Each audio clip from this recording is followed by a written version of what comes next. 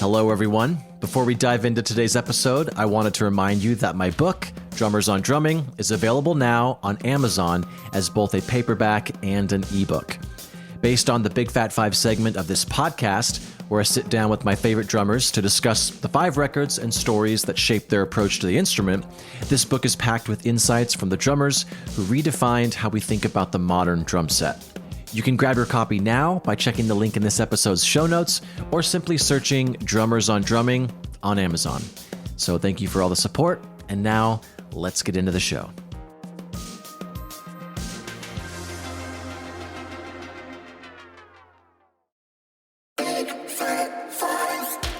What is up? Welcome back to Big Fat 5, a podcast financially supported by Big Fat Snare Drum. My name is Ben Hilsinger, and this week's guest is Tommy Igoe. Tommy is a world-class musician, producer, author, of course, drummer, everything really, based in San Francisco, California. And I'm just going to read his bio directly from his website because he'll do a better job than I ever could.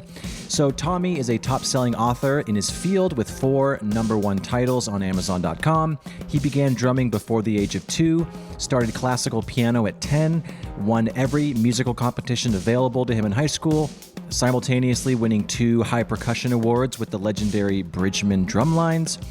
In 1997, Tommy wrote the drum book for Disney's epic Broadway production of The Lion King, where he served as principal drummer and conductor. He has played drums on 3 Grammy Award-winning recordings and was voted the world's #1 jazz drummer in the 2014 Modern Drummer Readers Poll. He has created 2 ongoing weekly musical residencies at iconic jazz clubs in New York and San Francisco. His New York band, the Birdland Big Band, is the most popular weekly music event in the city for the last 9 years.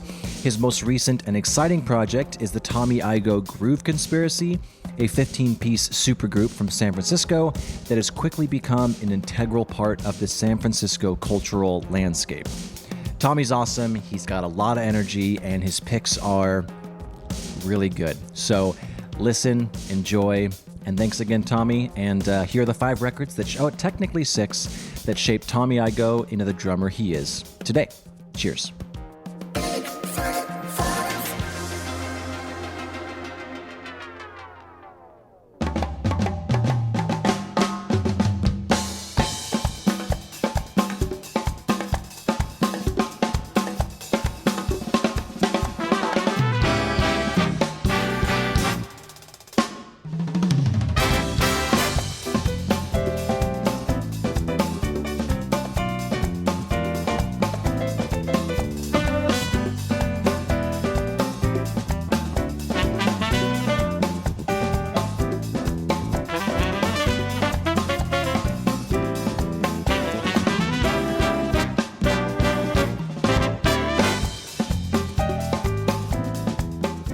What was your criteria for something to even be in the running to be in this top 5? So are we on the podcast now? Yes, we're on the podcast. Okay. Yeah. All right. Okay.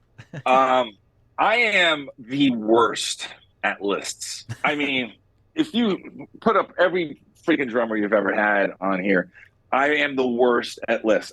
My brain doesn't work that way, ranking. And so when you say like most important albums, like I have a barrel full of albums that were like touchstone records. The idea of picking 5 of them is just like you should have seen me this morning as I was sending you the link. So it's just like, oh man, but if I bump this one, how do I not have any Vinny on this list? Yeah. How is Picaro not on this list? You know, yeah. Blakey's not on this list. Well, I mean, like how do I live with myself? Yeah. So anyway, I went to the unusual and I also went to honest, when I was thinking about this stuff, because I have not very unique, but kind of unique upbringing. I was raised by a professional. My father's a drummer, working at the very highest levels of the music industry. And, people misunderstand what it's like having a professional musician for a father or parent. It's not the lessons you get. That's not it. It's the fact that great music is playing in the house all the time. I grew up with top quality music going into my ears from day one. There was just no crap in the house. My sisters were like, they were just, they'd be in their room blasting whatever would be coming out. But like the stuff that was going to the stereo, was always like of the highest quality, right? And that was the biggest advantage I had. And I was really going through. There's a couple of records on there you'll see from like my childhood, you know, because I was playing before I could walk. And I remember I'd be playing with these records when I was like 5 years old, you know, and it's just, that was the biggest advantage I ever had, was the fact that I was just surrounded by great quality music. So, you know, I went to that, and then I went to try to find some records that forced me to go in another direction. That's what I was looking for. I was looking for or they'd either brought me to reality and how far I had to go. Those are so important when you think you're getting good, right? And then you see your record and you're like, I suck so bad. I'm like, not even close. I'm like so far away from good. Mm-hmm. You know, like those records, man. So I tried to pick some of those. I love it. And so if you were, I actually don't remember if I've seen you do like the Pro Drum or the Nelson Drum Shop Grooves of the Day. Let's just say you walk in there and they say, hey, but Tommy, we're going to film you for 30 seconds. Here's some sticks. What's the first thing you would play? Wow. So like a groove that, yeah, just something. Yeah. What's the character? Just something. You know, it's funny when I sit down. There's this groove that I find myself playing at sound checks a lot, and it goes back to this. There was a great drummer named Carlos Vega. They call him the Gad of the West. A lot of times he was like doing like every session, and we lost him way too soon, unfortunately. But he played this one groove on this Grusin record. I actually put it in Groove Essentials 2 as a tribute to him. I think it's awesome. Groove 83. And it's like this kind of half samba, half funk lope. I can't even describe it. It's like, it's just, you know, like this slinky thing. And everything just kind of sits. And I just kind of, so I would probably play that, you know, because, you know, why not steal from the best? That's a great answer. Yeah. Yeah. I mean, it was like, you know, he was just on a lot of records. He was on all these Dave Grusin records. Like, you know, I was a child of the 80s, you know, so all this music was coming in around that time. And there were so many great records being made then, you know.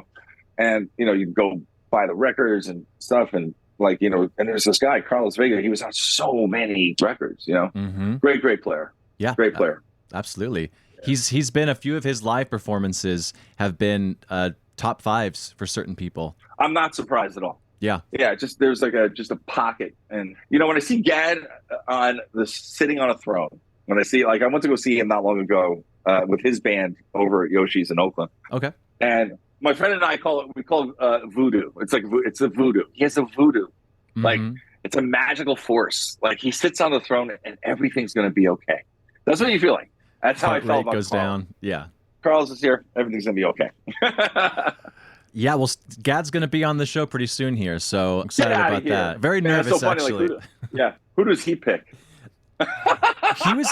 He was going off. I was talking to him on the phone, kind of explaining the concept, and he's like, well, there's this one thing when I was 10, and he's just naming off all these things that I'd never heard of. I mean, maybe you have heard of, because you obviously probably a little more of a historian than I am, but I'm really excited to hear what the hell. I've talked to Steve. I've talked to him about this a couple times, and you know, first of all, number one, he's the best guy. He's just so great. You're going to have a great chat with him. He's so freaking humble and down to earth. I mean, he was my North Star. Like, he was my, like, I'm a child of the 80s. I mean, he was on everything. Sitting there, I remember I had Chick Corea's, it was the Mad Hatter record, right? With Lenore and Night Sprite, right? I would have it on reel to reel and just like go back and I would go, and like listening to his licks on Night Sprite, like, like going back with my fingers on it. And like, I was like 9. You know, I'm like, who's this guy? You know, he was like this mystical force, you know. I heard him, I was at a PASIC once when he got an award. And he just got, you know, everybody stood up and was just like, you know, Steve, you know, he's going up to get his thing. And he just got on the microphone and he was just like, yeah, you know, thanks. I guess, you know, just, you know, I was just trying to play stuff I heard other people play, you know, it just came out this way. And I was just like, oh my God. He's so humble. It's just like, he's just the greatest guy. You know, there's a reason why he's, you know, his age and still just crushing it with, you know, Clapton or James Taylor or, you know, whatever. Yeah, I think I saw him in February of 2022 at the Catalina Jazz Club in Hollywood. And he was his band, right? Yep, with the quartet. It was with members of, I think, that had played with Zappa. I mean, it was an incredible band. And it's just, you know, he played at Yoshi's, which is where I had my residency. Yes. So now I'm in the audience watching him playing. He's playing the same kit I play. They have a Phoenix, Yamaha Phoenix there, so he was playing that one. And I'm just And he just sat and he just started playing the very first groove. And it was so gad. I don't even know how to explain it. It just oozed gad. It was just slow and it's soft. He wasn't even doing anything yet. The first time I ever like met him in a social setting, I met him several times, but the first time we got to know each other a little bit, where it was actually at a birthday party for a great musician named Warren Birdhart, and a great piano player who was on the road with me with Garfunkel. And Steve and Warren were very close. And Warren told me, yeah, Steve's coming up to Woodstock. It was up in Woodstock. And I remember driving there. I was like, oh my God, I'm going to be at a party to see you guys, right? And I was just like, and I swear to God, I'm surprised they didn't call the cops, or he didn't call the cops, because he probably thought I was some kind of insane serial killer. The way I was looking at him, I was sitting in it like this. I was just like drinking like my beer or something like that. Like, I was, with my partner at the time, and I'm like, that's it, right over there. That's it. I'm like, I was looking at him. I'm like, don't look. Just go talk to him. Talk to him. And Warren couldn't take it anymore. He just said, come with me. And he brought me over. And he said, Steve, you got to meet this kid. He says, Tommy, he's playing with our, and he started to go, he goes, hey, man, wow, I've heard such amazing things. And I was just like, stop it. Yeah. Please. Yeah. Like, just cut the, I was like, I love you. You're the best thing. When you play on the thing, and you did this, and you did that, I was just like, thank you so much for changing my life. Bye. And I just like walked off. She must have thought I was an insane person. Like, I'm sure that was like our first meeting, but I'll never forget that first meeting. I couldn't function. I couldn't. Blah, blah, blah. I'm sure he's got to be used to that at that point, I mean, he has to be used to it. He's got to.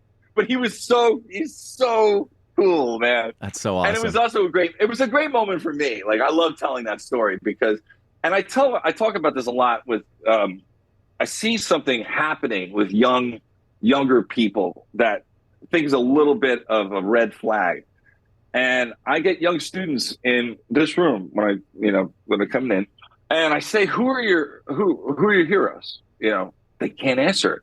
It's like almost information overload. So they're getting all this stuff and we start talking about it. You got to have a North Star. You have to have your North Star. It doesn't have to be, it could be your North Star, but you need that point, because the music business, you're a professional, and it is a crazy journey on a path that's not paved.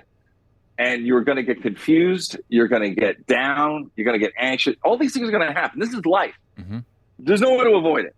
That happens. So you just accept that that's going to happen. But if you have a North Star that you can hang, your confidence and your dreams on, and that guides you, it's very important to have to navigate this path, I think. That's great advice.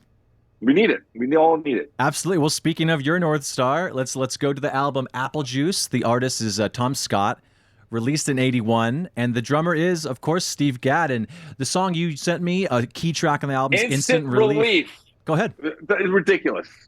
I mean, everybody, this album is don't hear it mentioned much anymore, but it was recorded live, I believe, at the Bottom Line. I think Marcus Miller was 19, I think, or something like that. Bastard. And, it was, yeah, I know, son of a, it's ridiculous. And he plays a bass solo on this track that's ridiculous. Awesome. And it was the Cats, all the Cats were in this band. It was Richard T., Ralph McDonald, it was the Cats. And, Tom Scott always had these great, great bands. And Gadd plays a solo, and it's quintessential Gadd. This is 1981, live, and the sound of those recording customs, the whole thing, it's just with those pinstripe heads. And he plays so clean and perfect. He had such an identity. So I heard this man, I was about 15, right? And I couldn't stop listening to that solo. I would have it on cassette in my car and just loop it over and over and over. So if you want to go listen to that? Yeah. Do you want to listen to the whole thing, or start maybe towards the solo? No, not the whole thing. I know it's a 9-minute song. Yeah. So if you the very end of Marcus Miller's solo, and it goes right into Gadd's thing, and Ralph McDonald is doing a cowbell. Okay. Just the cowbell. They do that thing that they had it down. They had that shit completely happening.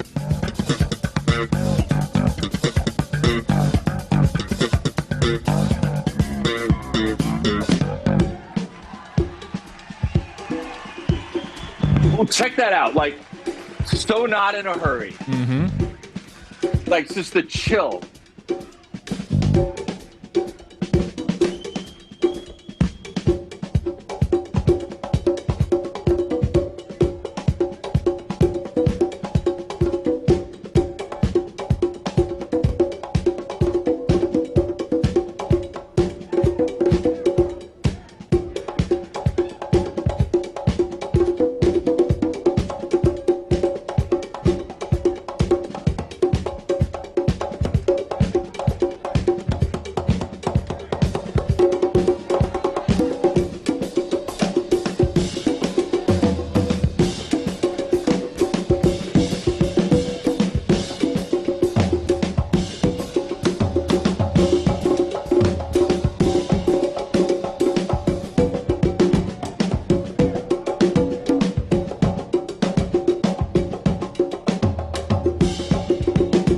like he's supporting Ralph here. Yeah. Right?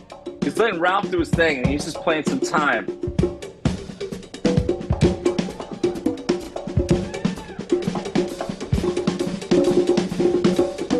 There's that look again that he always does, that 5-stroke roll. Yep.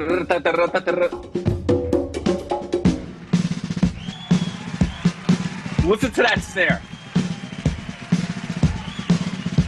So clean.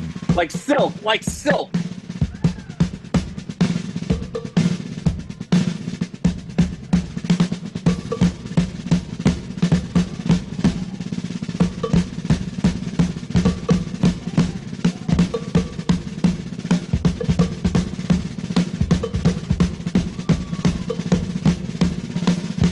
Remember 1981.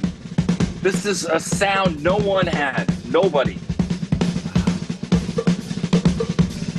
We take it for granted now.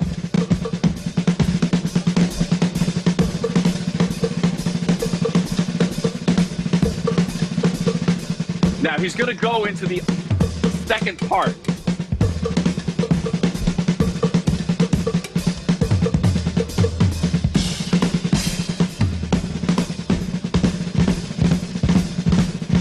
Oh, there it is.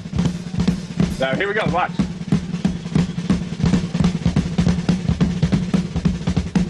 Check this out.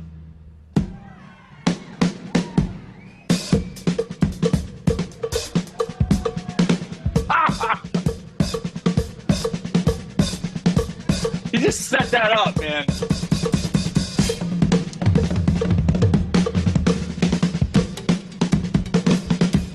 We take this for granted now, this vocabulary. This was unheard of. No one was playing like this. Nobody.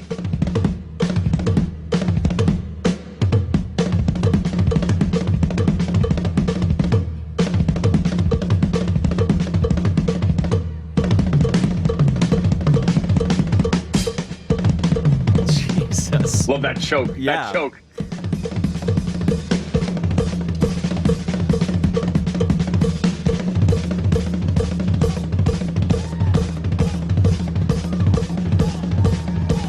Kudos to that audio engineer too. That sounded great. Man, I'm telling you, the cats back then who had it, the audio engineers, like, especially, we're going to listen to a couple of other live things too. One from the 70s and one from the 60s. Mm-hmm. Man, these guys knew how to record live. And think about it, no edits at all. That was right to 2-track. And that performance, I mean, fearless, just fearless. Just like total, like, and he has this thing where he's laying all this stuff out and he just sounds like he's reading a paper in a backyard. Yeah. He's just totally chill. Like, there's just like, it just, man, I'm telling you, I've taken a bunch of people who were not drummers to see Steve, and they're just like, they don't even get why they like it. Yeah. They don't have to. There's that voodoo. There's a voodoo happening, and man, that performance, man, I would sit in my studio and just try to do that. Like, get that vocabulary at that level. And the last thing I just want to say about that is that we all take for granted. This is, like you play something like that for a kid now or something like that. And a lot of times they're like, oh, yeah, okay, yeah, it's great, yeah. Because they don't understand that's where it started. Like, that vocabulary, the way that's presented, completely unheard of. We all take that for granted now. But that was where it started, that voice. There was a point, there's only about 4 or 5 revolutionary points in the history of the drum set. Not evolutionary, revolutionary. Steve is undoubtedly and arguably one where there was a sound before he came and there was a sound after he came. Do you remember which performance when you went over to him in Woodstock and was like, was it this performance that you mentioned? Or what did you say when you were like, you on this was so, what was the first thing you brought up? I don't even know if I formed coherent words. That makes sense. Yeah. I think I just was like, I don't even know if it was a specific performance. I just like, thank you for changing the instrument and making, I owe everything I am. Like, when I heard you with Chuck Mangione and like the first time I heard Steve Gadd was 1975 on a record, or 74. My dad was like, yeah, there's this new kid in town called Steve Gadd. I remember this. I was like, I was 9. I was like 9 years old. And he brought home the record, and it was Chuck Mangione's Alive. And again, a live concert. And the first thing was this drum, like soft and crystal. And my dad had great technique, and he heard Steve's snare drum work, and he was like, whoa, because it was soft and perfect, and he was setting it up, and he was like, okay, all right. And I remember I was just like fascinated. Like, it was just that snare drum roll shit. Like, I was just like, oh my God. Yeah. So that's where I first went down the rabbit hole. I might have been talking about that. Like, I first saw you with Chuck Mangione when he's like, yeah, exactly. Standing straight up. I weapon so fast. Yeah. I was just like, I mean, he took mercy on me. Thank God. Like, when I met him, like, he was totally chill. Like, he I must have just been like, Yeah. The few times I have talked to him on the phone, his chill kind of osmosis into you kind of, after 30 seconds, you're like, oh yeah, we can talk slow. You kind of mirror his energy, which is, I mean, I'm assuming why he was brought, not only for his skill, but if you bring that kind of energy into a session when everyone's stressed out, we got to get this take. I'm sure just that was also, his presence was also needed. I talked to him about that too, because I got to know him after that initial meeting. We talked several times, and I asked him once about pacing. Like, I was very fascinated about, like, these guys, because by the time I came along, I got a taste of the end of the recording business. I got in 85. I started recording in New York, doing a lot of sessions, and because there were still a lot of sessions going on, and I got like, what? Yeah, I know, right? And I was doing jingles every day and stuff. It was great. I got the taste the very end of that era before it all kind of went away. But I was thinking of Steve, and like, that guy had 3 kids moving around New York at every day to where he was going to be next for his next session. And I was like, man, how did you like know this take? Like, you can't just play at that level the entire time. He said he pacing himself. He knew, like, he would play like on the rehearsals and stuff, like he'd lay everything out, but he knew when it was time to go, like, for that take. But he knew, like, he had that like innate sense. Like, guys like that who are great at recording, they know when it's time and they pace themselves. Fascinating talking to him about that era. I wish more people recorded conversations with him like that. Just I'd love to know what he said about that, in his own words. But that's great. Yeah, I'm sure somebody will. And it isn't. He's so open. So 1981. Okay, let's talk about these. Rob Wallace and Paul Siegel, they started DCI Videos. They were the ones who brought drumming home to Drummers Collective. They're my publisher, and at Hudson Music now. Under Steve's publisher too. Rob has known Steve forever, and Rob got Steve to do the famous video we all know now. It's called Up Close, right? I can't even imagine how many hundreds of thousands of copies they sold of Steve, like, because you could bring Steve Gadd home to teach you how to play 50 Ways to Leave Your Lover. All these licks that you just heard on Instant Relief, we were now like on videotape. And I remember I ran to Sam Ash to buy that video the second it came out and just watched it a million times. Anyway, so he's talking about, and Rob asked him a really interesting question. And it was very artist-based. Like, well, you want to play this drum part, but the producer's telling you to do this other thing. But this other thing would be better. But, what do you do? And Steve just said, I do what the producer wants. Yeah. Thank you. Like, this whole, he's like, he wasn't there for him. No wonder he was the guy. He didn't have an ego. He didn't think about that shit at all. He was just like, I remember he was saying, it's on that video, you'll see it. It's like, well, I would just do what the producer wants. Of course. What are we talking about? Even now, I see on Instagram, like, people talking about, like, oh man, I was with this producer and he wanted me to play this lame beat. I was just like, I refused to do it. I was just like, there it is. Good luck. There it is, right there. Yeah. Not about you. It is not. And Steve knew that, man. He just doesn't have that. He just wants to make everybody better around him. And he'll do whatever that takes. If your producer wants this, he's going to do this. There it is. The ultimate professional. Like, 50 Ways to Leave Your Lover was an accident. Steve will tell you the real thing, but basically the Cliff Notes version was Paul Simon's legendarily like a rehearsal addict. And he would hire musicians. They go in for days. Sometimes in one day they just practice 4 bars. And Steve, once said, somebody said, why'd you start playing your left hand on the hi-hat? You know, like this is in the 70s. You got to remember, like somebody playing open position, left hand, linear, it was like seeing an alien, you know? Like literally, like, what made you, you know, he said, just to stop myself from going crazy. He said, I was just playing so much, you know, on sessions, he would be playing, like, don't forget, like, you get hired to do sessions, and we hear the ones that we love as musicians, but like 90% of those sessions are just horrible music that he's just playing a role on. You know, that's what, you know, you play on 15,000 recordings, 14,500 of them are going to be absolute garbage, you know, and it's the 500 that are, that's just the way it is. You're a professional. You get called, you know, a lot of times, like people would call Steve for a vanity project. Somebody who can't play at all, but has a ton of money. I'm going to get the best I can get. Go in, you do that. You know, you got to play some beats. You just forget about it. You go to the next thing. Anyway, so Steve, I think Phil Ramone was the producer engineer, and he was in the office, and Paul was in there, and they were working on this thing called 50 Ways to Leave Your Lover. They could not get it to sit. They couldn't find a groove. Nothing was working right. And Steve was just messing around in the booth. The mics were on. And he was just going, like it's just kind of like this quasi-military. And Paul just said, "That's it." And he ran into the booth. And he was like, "What is that?" That's how it came around. What was this? Yeah. Phil Ramone was the one who was telling the story. And Phil Ramone, and it's on this, I think it's on Gad's birthday thing, the birthday video, that, you know, the big thing. He said, Paul just really responded. That word. I'm a musician. I play drums. So are you. That's what you do, right? You play drums, you're a musician. So the idea of making another musician respond is very emotional. So like when Phil said, wow, Paul really responded to the feel of this weird thing.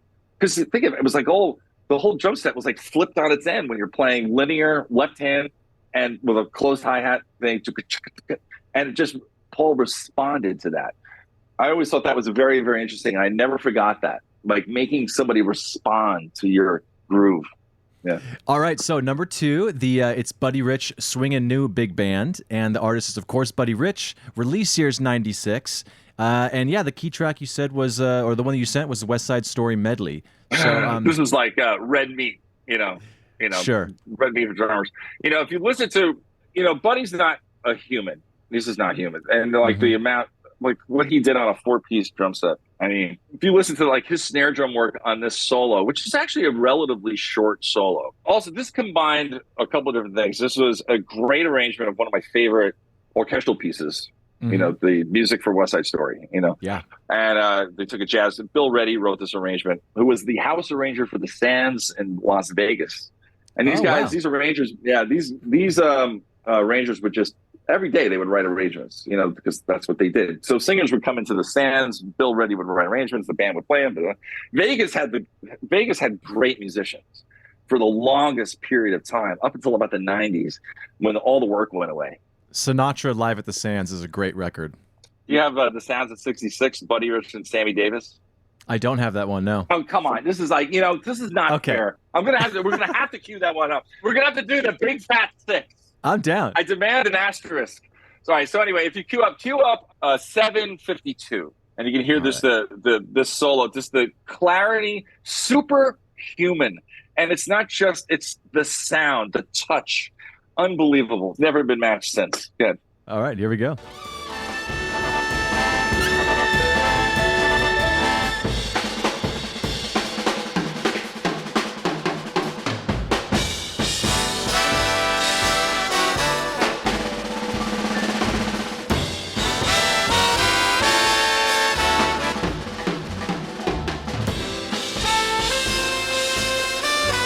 Unbelievable.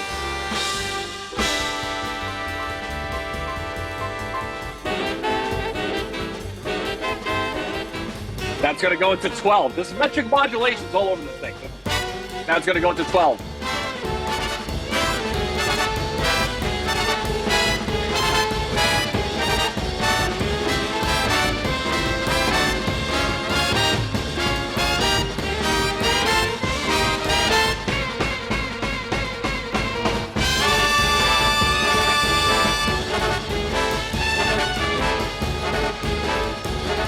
All right, check it out.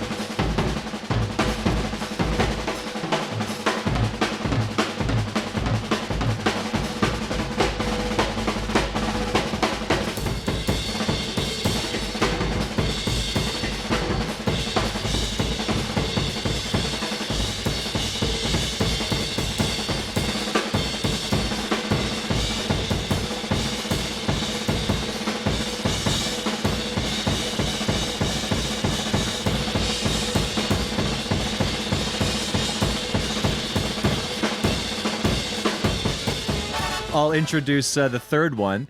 I love John Scofield because he's just like, he always works with the best players. So the album Blue Matter, of course, the artist is John Scofield. Release year's 87. Bringing up DCI, Mr. Dennis Chambers. So no, I can't even like this record like really messed me up. It messed up a lot of drummers. This was Dennis's coming out party. Like this was his coming out. I mean, like, you know, people knew about it. He was in P-Funk and stuff like. But I mean, this was his coming out party, man, and it turned the drum world upside down. And he was playing that Earth. I think it was an Earth Ride. The bell was just like skang, you know. It's still ringing. It's still ringing now from when he hit it. Yeah. In 86. You know, go a bite to eat that. Yeah. Yeah. So it just turned the drum world around. You know, and it was very heavy Tony. You can hear the Tony influences, the Cobham influences, but completely original voice. And also another great guy, by the way. I was gonna ask. I usually ask if you've met them, but knowing you, I mean, I'm sure it's all these guys you've met. So. I know all these guys; these are all my friends. But it's like exactly. I don't get to see Dennis very often, unfortunately. But he's a great guy. You know, I don't know any drummers like who are great players who are jerks. I really don't. I don't know any. I mean, everybody's cool. Yeah, everybody's supportive. Everybody's, you know. How could they be anything else? You know, even Buddy Rich, who I knew very well. Very well. My dad and Buddy were impossibly close. This is a story. I don't. We don't have too much time, but tell you about that sometime. But we'll get you back on. Buddy. But Buddy was like, if you were cool, like first of all, if you weren't a musician in his band, you know, odds are he was fine. I mean, I met him. I was on his bus. We talked. The thing, and he was completely chill. I mean, like the greatest guy, you know. And you know, of course, it was the other side of the coin. But you know, that's cool. But he was always great. Always a pleasure to talk to. So, yeah, I haven't really met any drummers who were great players. I met a lot of drummers who were insecure players who really thought they should have been thought of higher than they should have been. And maybe those aren't the most pleasant people to be around. But, like, great players like Dennis Chambers, he's, like, just the greatest. They're great guys, you know? Well, let's listen to some Blue Matter, and then we can still talk. Oh, so good.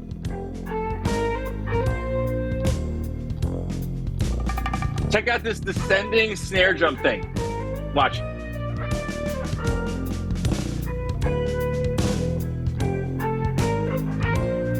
Isn't that great? Isn't that great?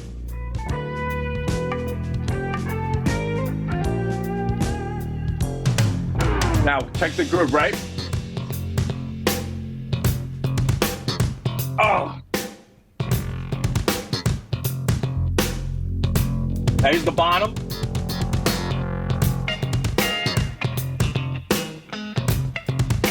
I'll be honest, that's a little tighter than Bonham. Oh, yeah. Come on. Sure. Yeah. Quarter note pulse. Yeah. And also just to feel the groove, everything. This really messed up a lot of drummers.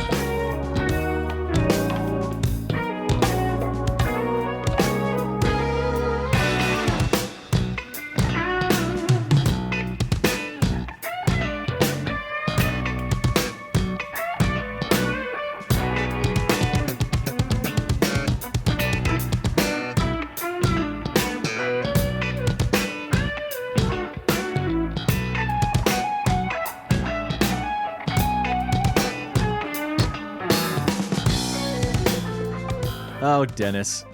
I mean, the whole record is like that. You know, it's just, you know, and it's spectacularly recorded. If I get the name of it, it's Sorcerer. I don't remember, but it was like a studio down in Greenwich Village. It was all analog and like really purist and stuff. And it's, man, the recording is just so good. Yeah, Dennis Chambers, and I'm happy he's seems to be healthy and playing, and it's I mean, a pretty big scare there for a minute, you know. Yeah, so, yeah.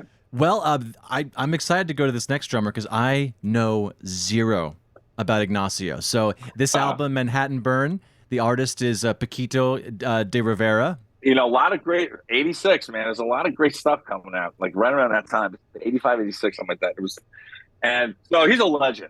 Okay, there were a bunch of Cuban musicians who came, basically defected when it was really hard, like in the 70s and stuff. And Paquito came here. Dizzy Gillespie had, I think, something to do with it to get them over and stuff. I don't know the whole story, but there were phenomenal Cuban musicians who came over during that time. Paquito, who is still a hero of mine today, saxophone player, just a juggernaut of music, juggernaut. My ear doesn't really go to drumming so much as it does to songs and the entire musical process, right? Ignacio, who's also from Cuba, I started hearing him on just some different recordings and stuff. And also, right around this time, I realized how big a world I wasn't in yet with world drumming, right? I played like a typical New York punk, I was like, I could slaughter on demand, backbeats, swing, read anything. But my Latin and my Brazilian stuff was really like a comic book version of the real thing. Right around this time in '86, all these guys who were Cuban and Brazilian coming to New York, and you could study with them and stuff. So Ignacio was one of the guys I loved, along with Portinho, who's my Brazilian hero. So anyway, this album came out, and Ignacio is on this. And he plays, obviously, killing Latin stuff, but he swings, and he's got a backbeat. And he played on this cut that I picked for you. There's a standard called All the Things You Are. I don't know if you're a jazzer or not, if you know or not. But it's basically, it's a simple standard, and lots of people play it. It's a typical 4/4 thing. You can play it down, you can play it up. But Paquito came up with this arrangement that's like Latin on steroids. And Ignacio is just all over this track. And it's so 80s. It's big. It's just like a big 80s track. And it's the last track on this record. Give it a spin right from the beginning. Here you go.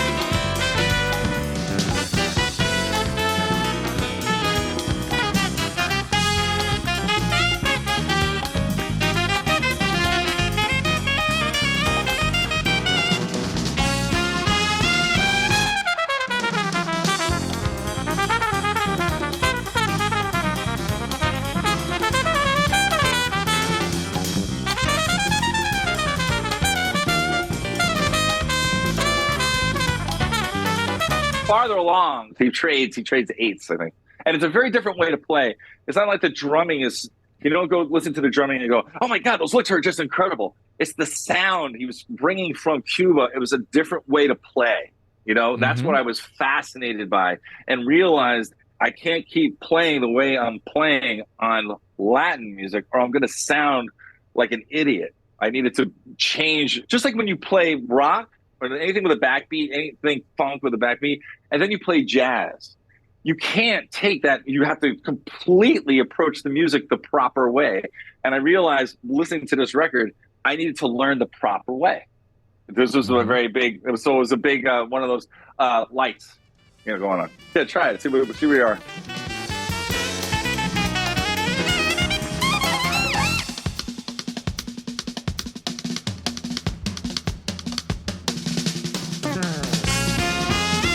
So cool.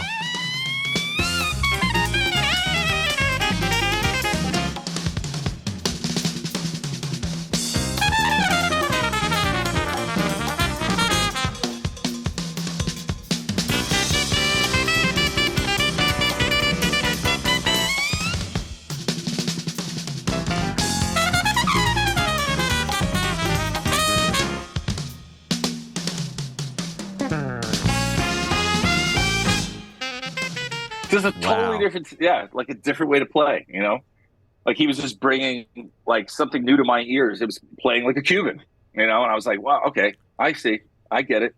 The hero I got to meet for world music was a guy named Portinho from Brazil. He was the first guy who like straightened me out.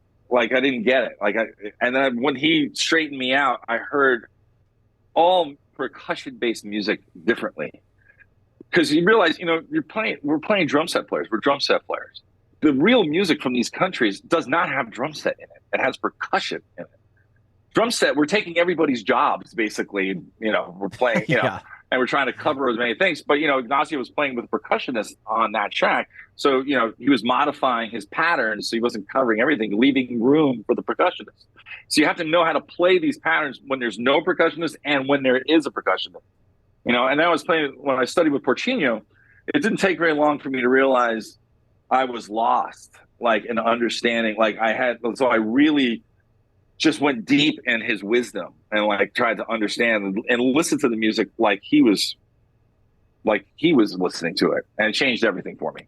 It's I call it a quick record. It was vinyl, it's 20 minutes on each side, stuff like that. Tracks aren't that long, and there's some really great 80s synths in it a couple of times. Yeah. So it's just a fun record to have.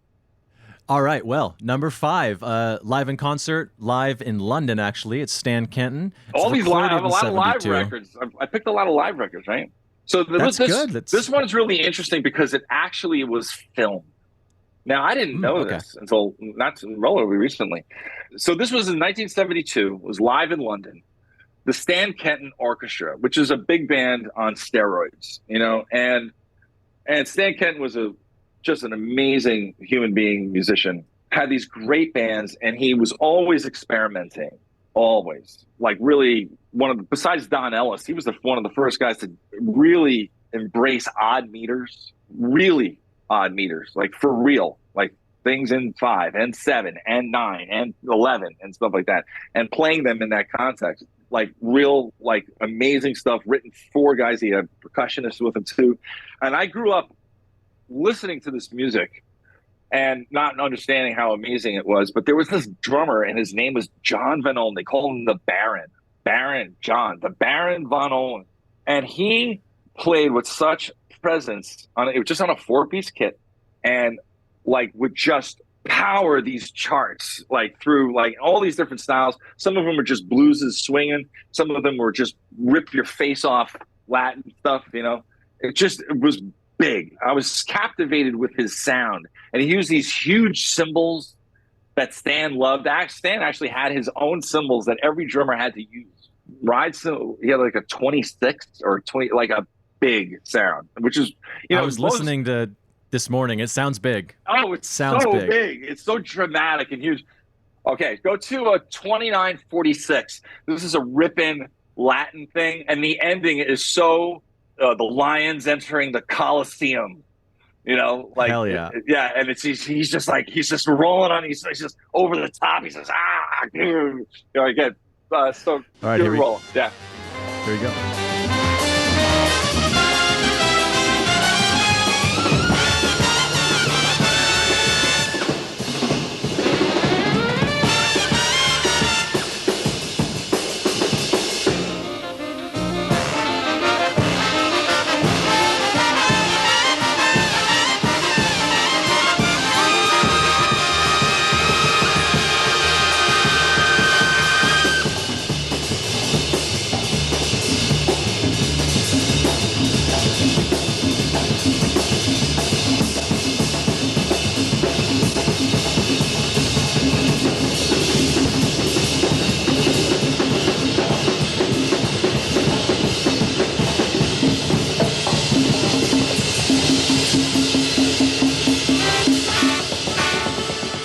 All right, so this is around the time that my recorder decided to crap out twice.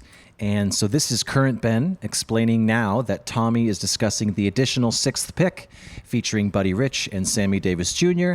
that he referenced earlier. All right, go ahead, Tommy. The reason I brought this up is because this was recorded live, okay, at like 4 a.m. in Vegas. It's Buddy Rich's band, Sammy Davis, the best arrangements. The band was out of its mind incredible. This is around the same period of time he recorded Swingin' New Big Band, the first album that we listened to before. And it's just unbelievable. So if you bring it up to 2:10, there's a couple of Buddy Rich breaks in this thing, and then it swings into a halftime. Check it out. All right, here we go. Turn the highway to dust. Break the law if you must. Move the world only just. Come back to me. Come back to me. Oh, All right, check this out.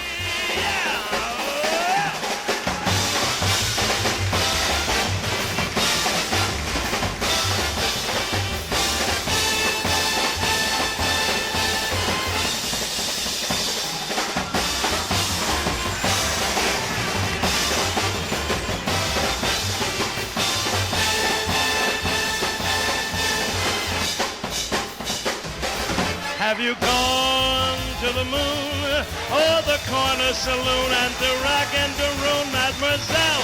Where in hell can you be? Well, in a crate, in a trunk, on a horse, on a trunk, in a rose or a van. Well, Tommy, people probably haven't realized this, but we've had quite a few technical difficulties on my end, but hopefully it's seamless for the listeners.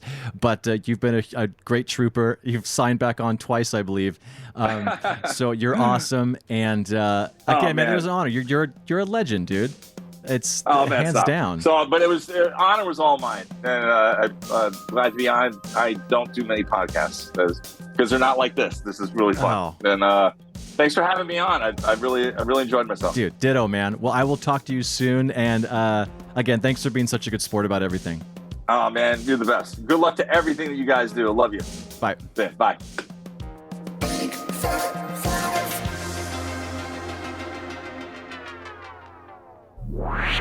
And that's the show. If you're listening on a platform that allows ratings and reviews, do that.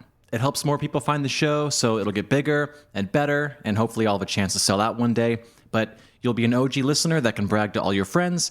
Anyways, why don't you go and check us out at bigfatsnaredrum.com and follow us on all the socials. Just search for Big Fat Snare Drum, and you will find us. The show is edited in part using Isotope RX Audio Editor. It's amazing, so go check that out at isotope.com. And thanks again to Gunnar Olsen for the theme music. Bye.